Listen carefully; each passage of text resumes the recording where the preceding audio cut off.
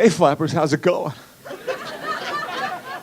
It's going to be an easy lift tonight. Right up front, we got some action happening. How you guys doing, all right? You're waiting for me? Thank you so much for being here and waiting to see what I do. For a living, this is it. I don't know about you, I make my living with words and phrases. I've always had favorite words and favorite phrases. That's a couple words strung together. Lately, my favorite phrase of all time is per se. There's always a couple per se fans in the audience. Not per se, per se. But the way people use it, its function, there's no other phrase quite like per se. Per se allows you to immediately retract anything you've just said. As if it's not what you wanted to say when it's exactly what you wanted to communicate. You are such an asshole. Not an asshole per se. I get a lot of mileage out of that per se.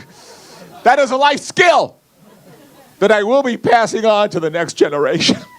There is a next generation. I have a little baby at home. I'm a father now, and I'm pretty thrilled about it. Not thrilled per se.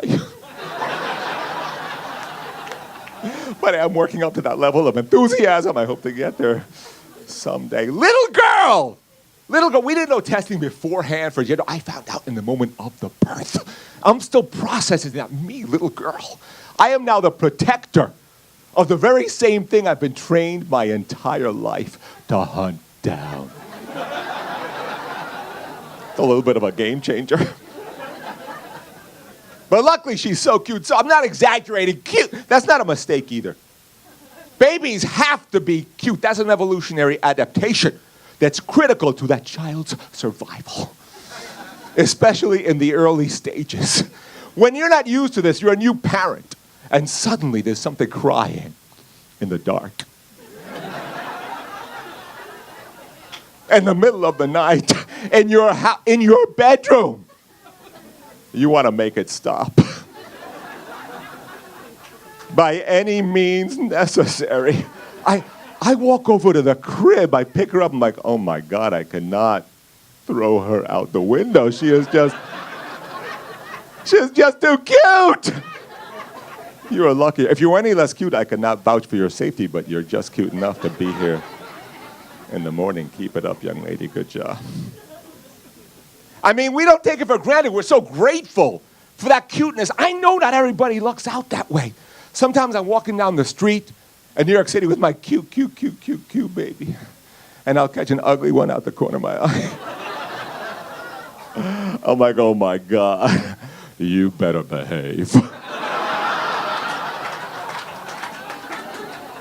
There's not going to be much leniency in your case.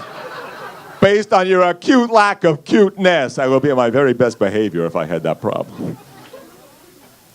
So I am trying to work it out with the baby mama, my girlfriend, Maria de Los Angeles Corral Carreño. That's her nickname.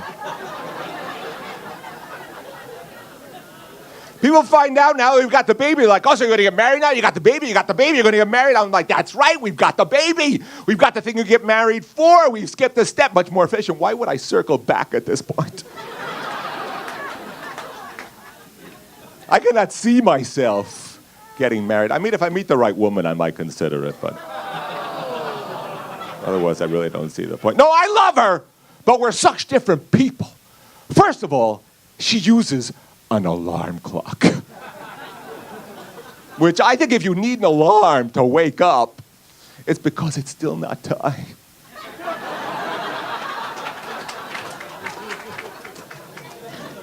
But she doesn't give up. She thinks she can change me into one of her people. She thinks she can change me into a morning person. But I do not find her arguments very persuasive. Early bird catches the worm. Come on, get up. Early bird catches the worm. I'm like, all right, that's one perspective. But what about the worm? I mean, if I'm the worm, wake me up when the coast is clear. Worm that's late, don't get ate. How about that? That's my motto, and I'm sticking to it. We're such different people. She's much more religious than I am. I don't know what I believe exactly. I know this, though. I can never be an atheist. Because as soon as I start to think there is no God, I think, oh, God. Anybody else have that? That's very hard to disconnect. Factory installed. I do admire people who know, who figured it out. They know exactly where they fit on the spectrum of belief. They're so nuanced about it. Oh, I'm spiritual, but I'm not religious. Or I'm religious, but I'm not fanatic.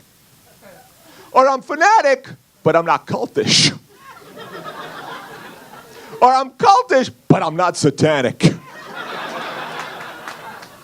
Or I'm satanic, but I'm not Republican. That's where I draw the line. Thank you so much. My name is Bill Santiago. You guys are great. Thank you, flappers. Have a good night. Good night. Thank you so much.